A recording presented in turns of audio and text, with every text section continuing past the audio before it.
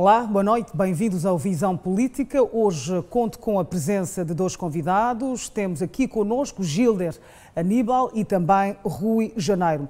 Os dois vão poder analisar os 4 temas escolhidos por nós. Vamos então começar com os desafios do ensino em tempos de pandemia.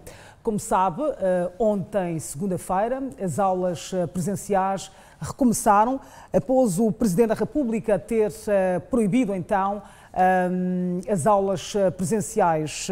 Boa noite, obrigada por estarem aqui. Começo por si, Gilder Aníbal. Como é que olha para esta retoma das aulas e o que é que pode significar, não só para os alunos, mas também para o setor da educação? Muito boa noite, obrigado pelo convite e agradeço à TV Sucesso pelos temas que pôde escolher, devido àquilo que nós chamamos de necessidade de discutir-se esses pontos ao nível do país, com vista a encontrarmos uma forma sustentável desses setores. Em relação à questão que coloca, relativamente ao ensino no global, ele está repleto de desafios. Neste momento há desafios não só no cômputo da Covid-19, mas também há desafios relacionados com aquilo que nós chamamos de capital humano, recursos materiais, como as infraestruturas, bem como os recursos tecnológicos.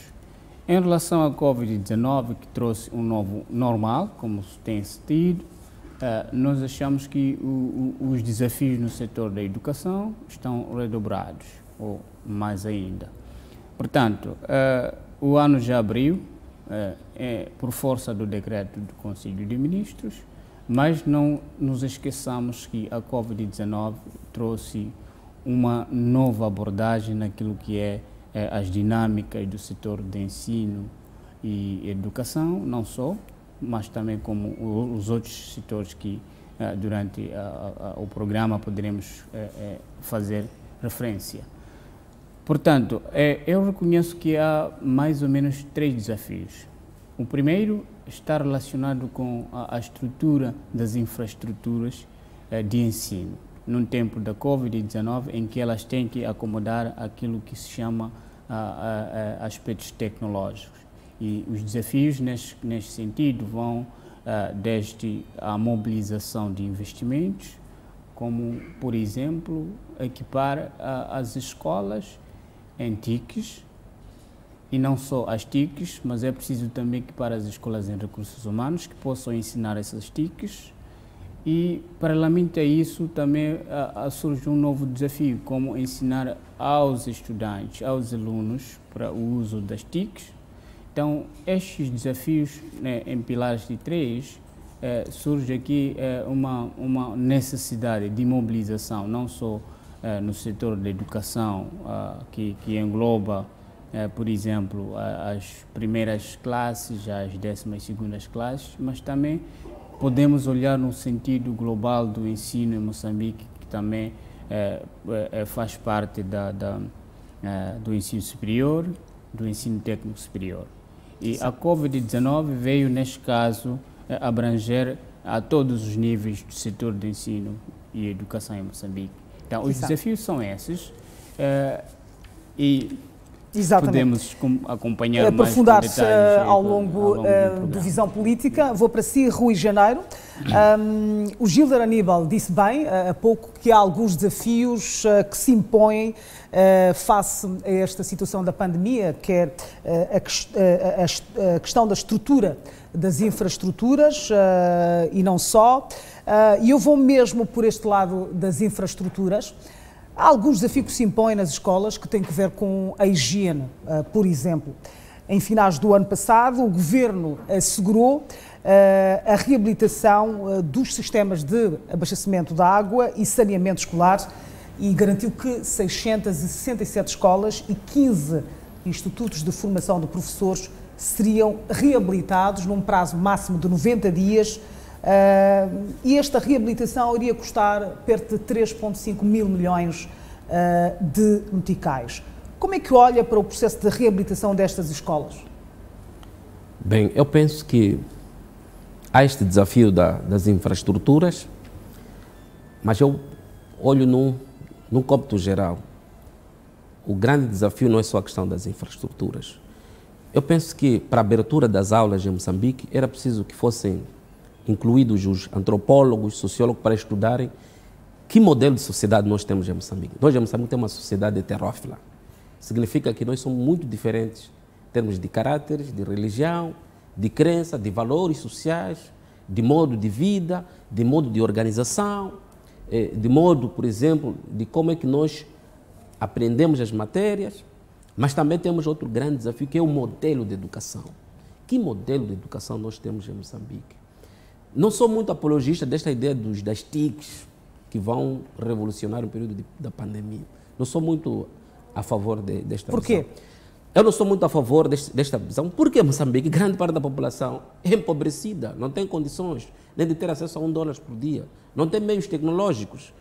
O Estado também não tem condições para poder prover serviços informáticos para todos, até nas zonas rurais. Portanto, eu penso que é possível, sim, combatermos a Covid-19 usando meios simples que nós temos em Moçambique. Agora, o modelo das infraestruturas, não há dúvida, é preciso construir infraestruturas resilientes, é preciso ter modelos de infraestruturas que não permitam a reprodução da contaminação pelo Covid-19. Nós temos algumas infraestruturas que levam à reprodução, né, da Covid-19. Mas também eu olho um grande desafio, que é o desafio da supervisão das escolas. E quem tem que fazer a supervisão das escolas é o Ministério da Saúde, através da Comissão Técnica Científica, esta comissão que estudou ou que estuda o fenômeno. E o Ministério da Educação tem que inspecionar, junto da Comissão Técnica Científica, em que condições as escolas se encontram. Agora, há outro elemento que nós também temos que discutir aqui, é o fato de que sociedade nós estamos a construir o ensino em Moçambique. Nós estamos a construir o ensino em Moçambique em sociedades carenciadas, que vivem por forte dependência da ajuda externa. Grande parte do apoio para resolver assuntos do Covid foi da ajuda externa. Será que esta resposta é positiva para o melhoramento da qualidade da educação e evitar a contaminação do Covid-19? Eu penso que não é. Por quê? Porque temos mecanismos em Moçambique que não permitiram uma transparência dos valores que foram concedidos para a Covid-19. Não permitiram uma prestação de conta, accountability, pelas instituições que deviam fazer esta prestação de contas. As próprias escolas não foram transparentes no que estavam a fazer, quantos meios financeiros, recursos financeiros foram disponibilizados. Portanto, vejo uma grande dificuldade, que, na minha opinião, podem ser desafios e serem dificuldades para as escolas e contribuir para a reprodução da Covid-19. Portanto, há um outro elemento também que eu vejo aqui, é o fato de que este problema da Covid-19 também está a ser usado pelas potências imperialistas, pelos estados capitalistas, detentores de poder ao nível dos órgãos internacionais que tomam decisões ao nível das organizações como, por exemplo, a Organização Mundial da Saúde, para reproduzir a pobreza social a nível dos estados. E a grande reprodução da pobreza social a nível dos estados é feita a nível da educação, é feita a nível da saúde, é feita a nível da maneira como as pessoas pensam. E nós, em Moçambique, em particular, em algumas escolas em Moçambique, se não encontrarmos um bom modelo de poder prevenir a Covid-19, nós vamos reproduzir a Covid-19. E essa reprodução da Covid-19, ela vem em forma de uma armadilha dos Estados desenvolvidos. Nós pensamos que é brincadeira isto, mas se prestar atenção, nos finais da década de 20, grande parte dos países, por exemplo, da África Ocidental, que sofreram com o problema da ébola, tinham apoios também para poder lutar contra a ébola e não souberam usar esses apoios que tinham. Moçambique também está aí na mesma linha. Né? E é preciso construir instituições, desculpa dizer isso, é preciso construir instituições sociais. A escola é uma instituição social, assim como a igreja. É preciso construir instituições sociais de modelo e instituições checks and balance. O que significa isso? instituições que há controle mútuo pelos órgãos que tutelam essas instituições sociais. Nesse caso, a escola deve ter um forte nível de tutela pelo Ministério da Educação, pelo Ministério da Saúde e pelos órgãos que estudam a questão da Covid-19. Nós não podemos deixar de dizer que esta questão da Covid-19 é um problema grande, é um problema que o mundo encontra. Mas também não podemos esquecer que este problema do Covid-19 aparece como uma armadilha para a reprodução da pobreza social ao nível dos Estados. Exato. Volto para si, Gilder Aníbal. Como adequar a retoma das aulas a esta pandemia? Na sua opinião, esta retoma pode significar um perigo para os alunos, tendo em conta que as escolas não estão preparadas em termos de saneamento para um início condigno, digamos assim, das aulas? Em Inhambane, por exemplo, no distrito de Zavala, os professores reclamam que nem água para lavar as mãos têm. Bem, eu não diria um perigo. Não constitui um perigo, mas sim constitui um risco. Constitui um risco no sentido em que, primeiro, para que as crianças, eu vou falar muito mais das crianças que vão à escola, precisam de meios de transporte. E olhando pelo nosso sistema de transporte em Moçambique, não só na cidade de Maputo, ao nível de todas as províncias de Moçambique, é também um setor muito desafiante em relação à sua operacionalidade. Ou seja, nós não temos um sistema integrado de transporte público em que provavelmente possa responder com eficiência e reduzir aquilo que nós chamamos de transmissibilidade da Covid-19. Ou seja, em outros estados, nós já estaríamos a pensar em, por exemplo, equipar o setor de transporte público só alocando alguns meios específicos para o setor da educação, ou seja, transporte escolar. Em Moçambique não se fala de transporte escolar, não existe, obviamente, transporte escolar. O que existe são transportes públicos em que os utentes são heterogêneos. Estão lá os funcionários públicos, estão os civis, estão lá os alunos, estão as crianças, etc. Salvo o setor privado é que tenta reservar esta questão de transporte escolar. Mas de uma forma deficiente. De forma eficiente, alocando ali aqueles carros que eles chamam de transporte escolar para as crianças. Chapas. Exatamente. Mas estes são especificamente para as crianças que vão às creches, melhor assim dizer. Mas quando eu trago esta componente de transporte escolar, refiro-me ao transporte escolar para todos os subsistemas de educação. Então, exato, é um desafio que o setor, por exemplo, transportes e comunicações pode começar a pensar. Exato. E, como dizia, não é um perigo o retorno às aulas, mas é um risco de incrementar aquilo que nós chamamos de taxa de positividade devido a este fator que eu acabei de mencionar, a fraca operacionalidade do sistema de transporte. Exato. O dado a não deixar à vista é que a política de fechamento que foi adotado nos decretos dos conselhos de ministros passados, em que fechou todo o sistema de ensino, eu sou da opinião de que poderia ter sido acautelada a questão de bolsadas de nível de transmissibilidade, com vista a resolver exatamente ou a efetuar o fechamento onde existem taxas de positividade maior.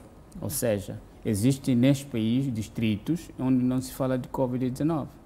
Existem províncias que têm baixa taxa de positividade. Então, quando um decreto anula o fechamento global das aulas, obviamente, as zonas onde a Covid-19 não se faz sentir, as populações, as escolas, as instituições ficam afetadas. Sim. Então, nós poderíamos ter pensado em fechar especificamente em zonas mais críticas e deixar o sistema de ensino, educação funcionar, onde há casos, digamos assim, menos ou digamos assim, não identificados. Exato. E assim iríamos livrar aquilo que chamamos da pressão do Sistema Nacional de Saúde, de Educação, Sistema Nacional de Saúde e acautelar a questão de não colapso em se mantiver-se a questão de fechamento do ensino. Então, esta política ou esta visão de retoma das aulas, eu acho que é uma visão acertada num contexto em que, primeiro, nós não podemos nos fechar devido à Covid-19 sem que saibamos até quando esta Covid-19 vai terminar. O outro dado não menos importante é que a Covid-19, mesmo que haja a imunização em massa, não me parece que vai desaparecer dentro de 2 anos. Exato.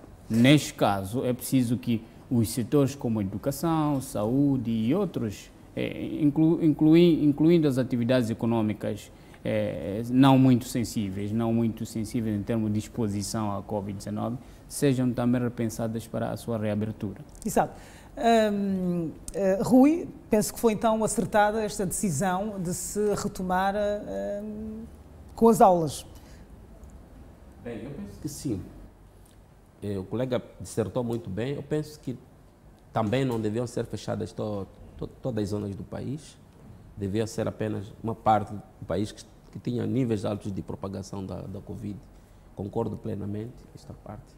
Mas eu penso que é uma questão acertada, mas temos que criar condições ao nível das escolas para que possam funcionar sem a contaminação da Covid-19. Mas também olho um elemento que penso que as escolas ainda não têm grande capacidade em termos de saneamento, em termos de higiene, em termos de limpeza.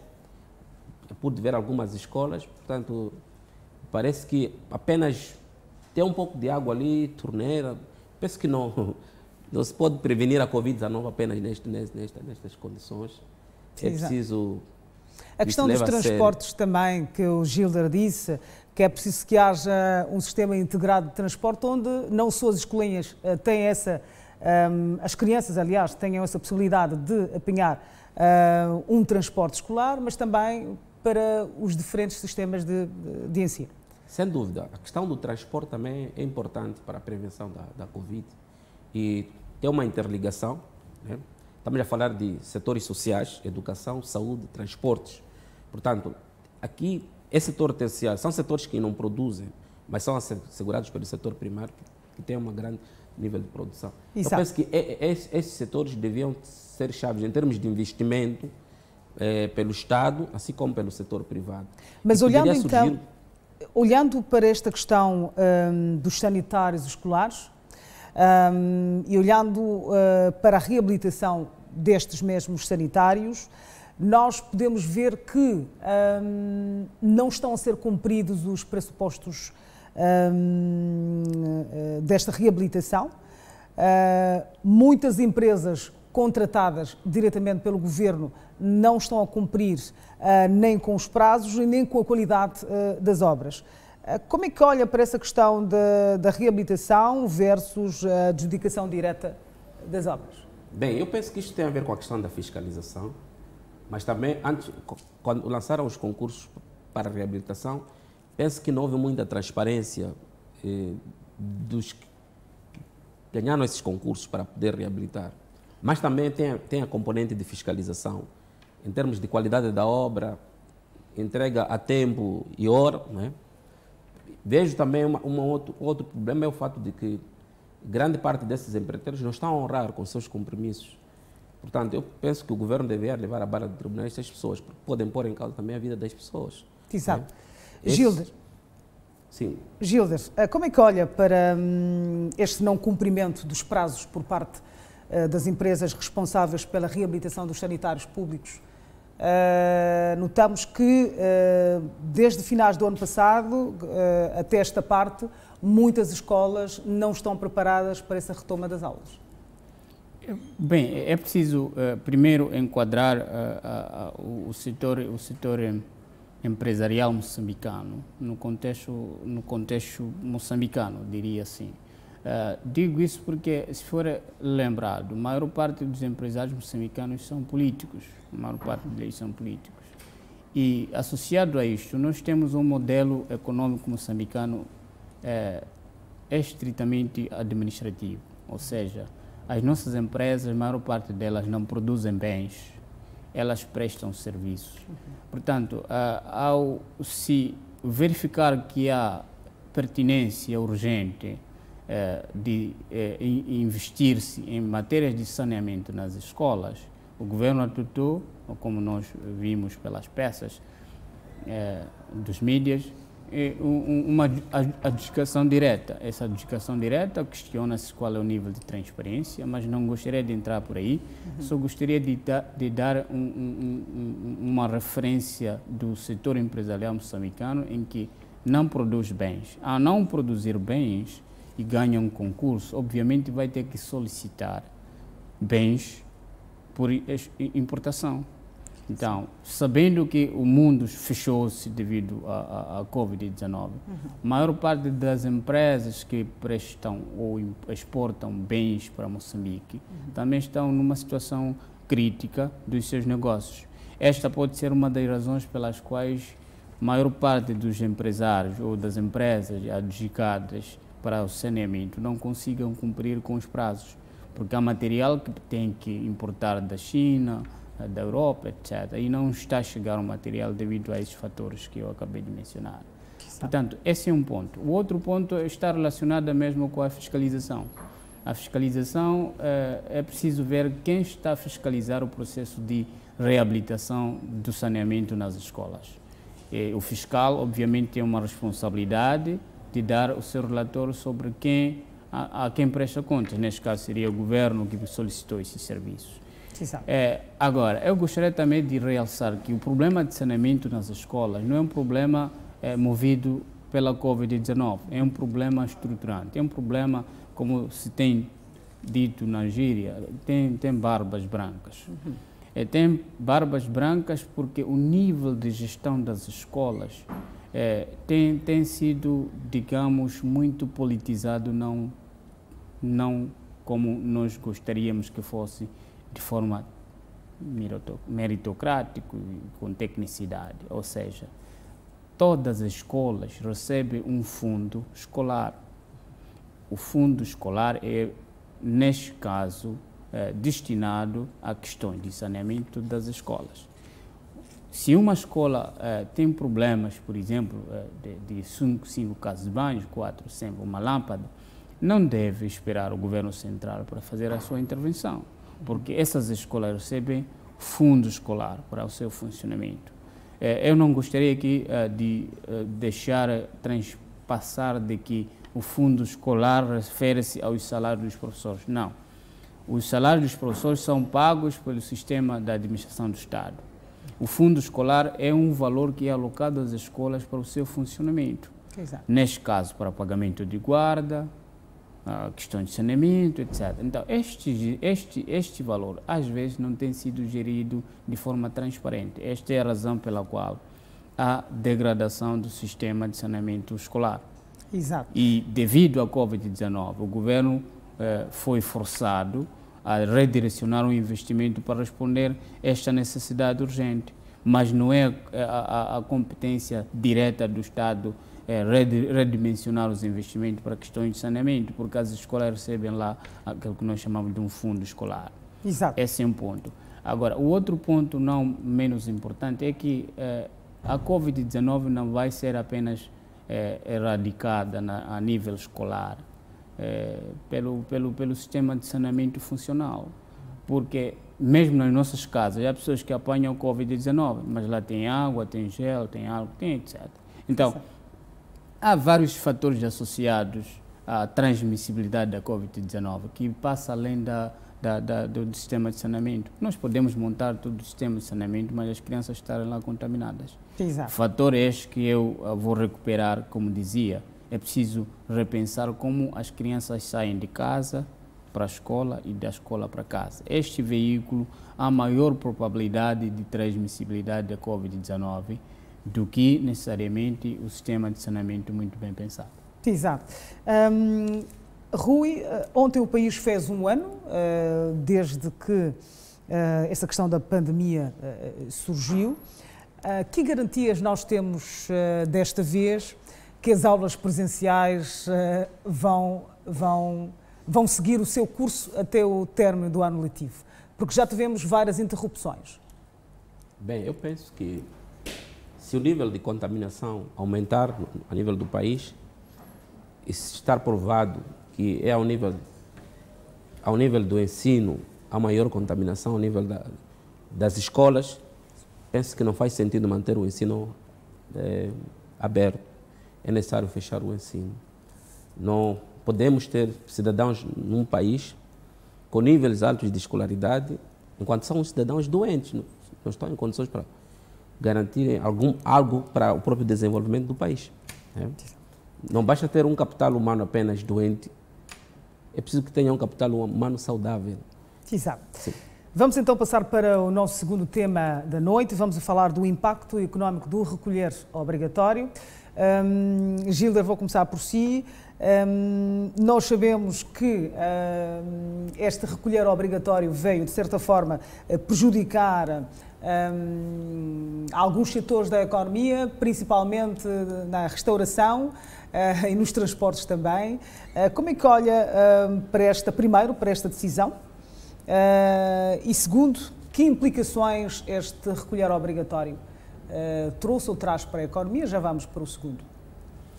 Bem, nós estamos no segundo decreto que anui o recolher obrigatório no Grande Maputo.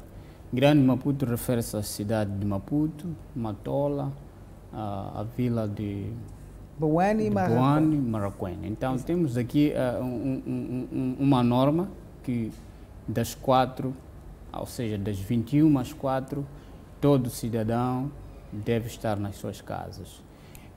Esta norma, até então, no segundo decreto, nós não temos um relatório que já fez um estudo sobre os seus respectivos impactos implementados no primeiro decreto. Então, as instituições como, por exemplo, o Instituto Nacional de Saúde, que assessora a Comissão Técnico-Científica, criada pelo Presidente da República para o assessorar, ou aconselhar em matérias de gestão da Covid-19, devia fazer um esforço de mapeamento para tentar perceber até que ponto o recolher obrigatório reduziu, ou incrementou, ou estabilizou os níveis de transmissibilidade da Covid-19 no Grande Maputo. Sim. Então, não existindo esse estudo, eu iria comentar na generalidade, tendo em conta 3 fatores. O primeiro é o impacto não só econômico, mas também temos o impacto social,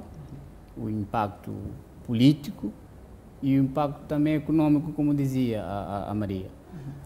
Em termos de impacto social, nós sabemos que o nosso tecido social é maioritariamente constituído por população de baixa renda. Assim sendo, o recolher obrigatório, há vezes que as nossas mães, as nossas tias que vendem ao mercado, vendem nos mercados, são obrigadas a arrumar as suas mercadorias, etc., num contexto em que tem que correr atrás dos transportes públicos, que nós sabemos que são um desafio para chegar a casa. Então, essa componente do recolher obrigatório veio dificultar cada vez mais este tecido social. Em termos políticos, sabemos que os políticos gostam naturalmente de fazer aquilo que se chama propaganda, né? Tem que visitar os seus círculos eleitorais, etc. Inclusive na sua própria governabilidade na jurisdição em que este tal político está anuído.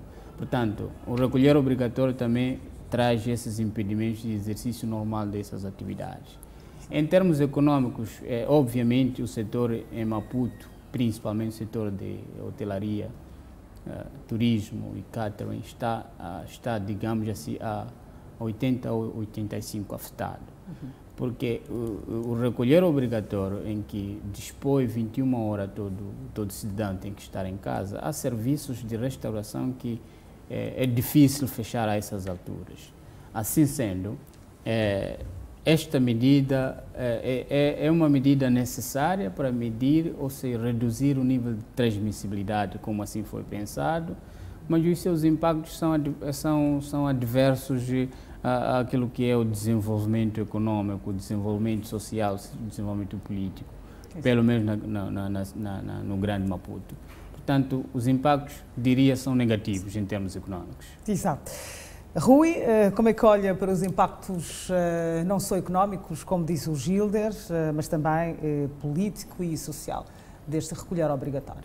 Bem, eu penso que tem alguns impactos negativos. Se nós olharmos, por exemplo, ao nível social, há um impedimento, por exemplo, das pessoas de circular. Isto é contra os direitos humanos. O direito à circulação, o direito ao acesso aos bens e serviços naquele período. Ele já se referiu à questão da restauração, mas também existem outros serviços como questões de transporte, educação, né? Mas eu vejo também numa outra vertente. O recolher obrigatório é inconstitucional em termos jurídicos, mas eu penso que isto é uma medida política. E por que é política? É para colmatar um determinado problema. A política tem a função de resolução de conflitos e de resolução de problemas sociais. Portanto, eu penso que o presidente olhou nesta vertente mais política e não jurídica. Há um impacto econômico negativo, mas também é difícil, na minha opinião, poder prevenir a Covid-19 sem trazer impactos negativos na economia. Se nós olharmos para a África do Sul e até para alguns países europeus, caso da Itália, é difícil combater a Covid-19 sem olhar para esses impactos negativos. Mas também há um outro ponto. Eu penso que esta medida de recolher obrigatório foi uma medida certa, na minha opinião. Nós já tivemos países que criaram medidas como recolher, como o caso da Líbia, que era uma medida mais dura. As pessoas tinham que dormir até às 18 horas no período do presidente Gaddafi. O caso de Moçambique é às 21 até às 4. Eu penso que é esta hora que grande parte dos cidadãos na cidade de Maputo, na cidade da Matola, Boane, sobretudo nas sextas-feiras, nos sábados e domingos, frequentam zonas com maior aglomeração, como barracas, bares. Há uma grande luta nesta hora também para poderem apanhar transportes públicos. Portanto, eu penso que é uma medida acertada. Agora, se formos a questionar a sua natureza jurídica, é inconstitucional. Mas tem uma vertente política que é de garantir que haja esta questão de preservação da saúde dos cidadãos em Moçambique. Outro ponto que eu penso que também a Covid-19 trouxe um impacto econômico negativo ao nível, por exemplo, da economia, é o fato de que as medidas estão a ser tomadas pelo Estado, não estão a ser acompanhadas pela a questão da proteção social, da segurança social. Eu penso que o Instituto Nacional de Segurança Social devia acompanhar as famílias neste momento, devia acompanhar aqueles cidadãos, por exemplo, que perderam o emprego, aquelas empresas que não estão a ter tesouraria, que estão a ter rendimentos baixos. Portanto, podia ajudar essas pessoas a poder, por exemplo, resolver o problema, por exemplo, de um cabaz, de ter um rancho. Eu penso que há situações que deviam ser colmatadas ao nível do próprio Estado. Outro ponto também que eu penso que nós devíamos construir é um Estado protecionista. Nós estamos a desintegrar o modelo de um Estado protecionista para um Estado providência. Eu penso que este Estado que provém serviços devia ser um Estado mais protetor, né? Que proteja mais as pessoas em relação àqueles males que acontecem ao nível da sociedade. E não estamos a ter este Estado que é mais protetor, na minha opinião. Gilder, este recolher obrigatório já está a ter um impacto positivo? É a sua opinião? Em termos, como dizia, em termos de dados relativos à propagação da Covid-19, pode estar a surtir efeito porque há limitação de direitos, de alguns direitos. Agora, não vou entrar se a limitação desses direitos estão legalmente observados ou não, mas a medida visa efetivamente reduzir o nível de exposição das pessoas. Sabe-se lá que muitas teses defendem que o período com maior índice de propagação da Covid ou do coronavírus, assim como tem sido durante o período de baixas temperaturas. Então, das 21 às 4, naturalmente, em termos geográficos, em termos científicos, a Terra arrefece, não? Então facilmente pode-se propagar o coronavírus. Mas essa é uma tese que não vamos desenvolver aqui. Está sim a surtir efeitos no controlo da propagação da Covid-19. Contudo, há fatores adversos a esta medida, que é o impacto econômico que esta medida traz. Agora, dizia o meu colega de painel que o Instituto Nacional de Segurança Social devia fazer face para ajudar naquilo que é a cesta básica, acho que é isso. Bem, eu poderia estar alinhado com ele, mas temos que ver que o Instituto Nacional de Segurança Social, bem como o Instituto Nacional de Gestão e Redução de Risco, ora criado, tem mais ou menos a mesma função de competências, que é a proteção social. A proteção social, o Estado sim está sendo protetor socialmente, mas não está, digamos assim, a cumprir os níveis mais aceitáveis, por uma razão que nós todos sabemos. O Estado moçambicano sempre tem problemas orçamentais, tem sempre déficit orçamentário.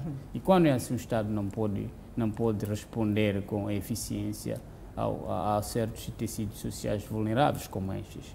Agora, é preciso também ver como é que o sistema moçambicano funciona. Nós estamos num sistema misto, digo, o sistema capitalista e sistema social.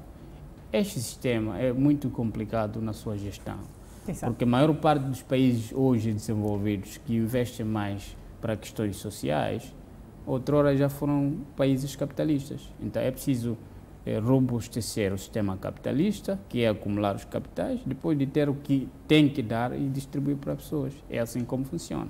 Então, não se pode investir mais no sistema socialista, enquanto a questão capitalista não for acautelada, porque é o capitalismo que gera receitas e depois vamos ver como é que podemos distribuir para as pessoas. Rui, a última questão, para passarmos para o nosso último tema, como é que olha para o impacto deste recolher obrigatório? Está a surtir efeito?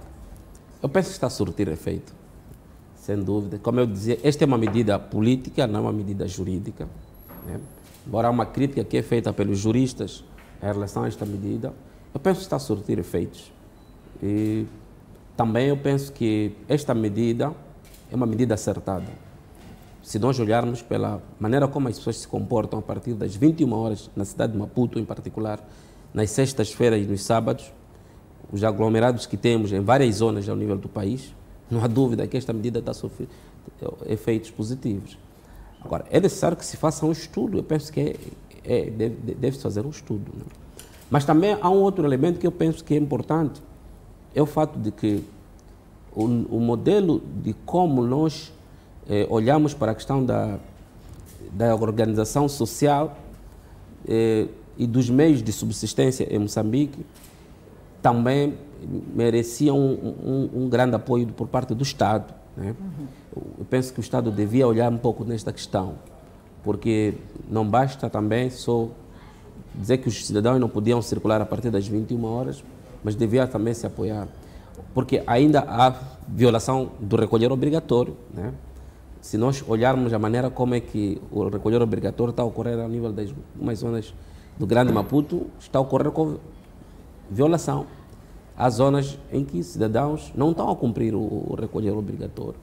Portanto, eu penso que o Estado devia ser mais intervencionista, apoiar aqueles que estão a necessitar de algum bem, que por não terem acesso a esses bens, são obrigados a sair a esta hora das 21 horas e que causam algum mal.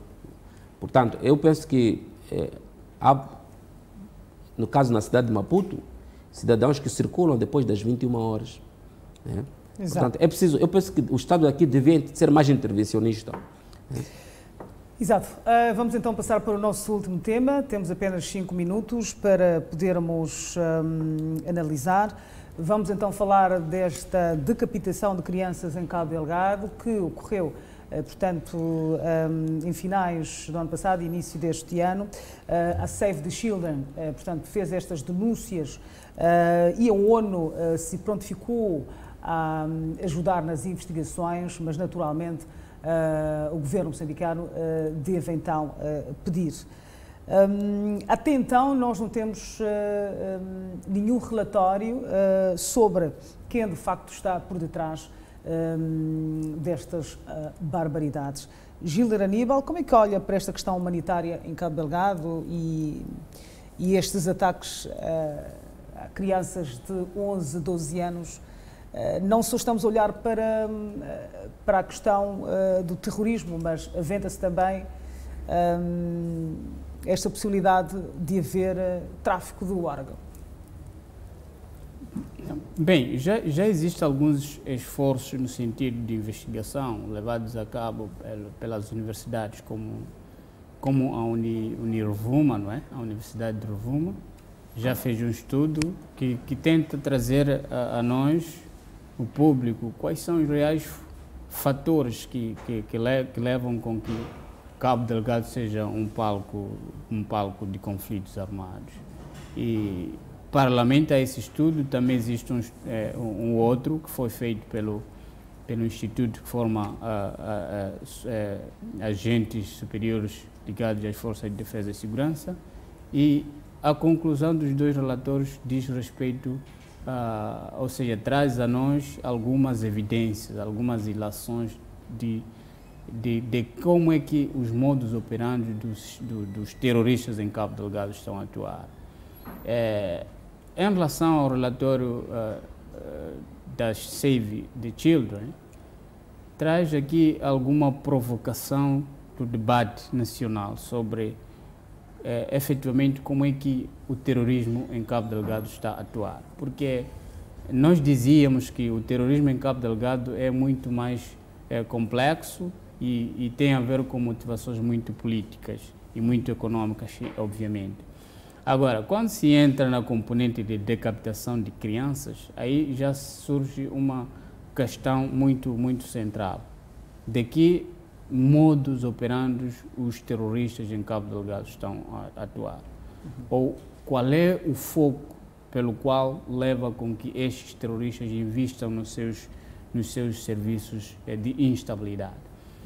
Dizia Ana Maria que há probabilidade de que haja, digamos assim, tráfico de alguns órgãos humanos, porque quando se decapita alguém é porque algum proveito pretende-se tirar com essa ação.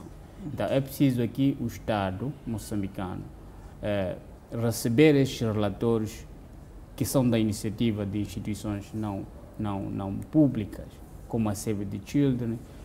Recentemente foi lançado também o relatório da Amnistia Internacional. Então, estes relatórios, apesar de questionar-se quais são as metodologias usadas para se chegar a este estudo e as conclusões lá emanadas, é preciso que o Estado receba esses relatórios como um instrumento de fonte de alguma matéria para o Estado começar a investigar efetivamente o que está a acontecer dentro do teatro operacional norte em Cabo Delgado. Exato. Rui, 2 minutos, como é que olha para esta situação? Bem, olho com uma tristeza. Esta questão da decapitação, não há dúvida que são os terroristas ou os insurgentes que estão a cometer. Se nós olharmos um pouco aquilo que aconteceu na Síria, que grande parte também das crianças eram decapitadas e mulheres para tráfico de seres humanos ou tráfico de órgãos, né? Eu penso que não há dúvida que a ação terrorista, por ser violenta, tem por detrás sempre um interesse. O interesse pode ser econômico, extração de recursos de uma maneira expropriada, mas também tem interesses políticos e tem interesses religiosos, né?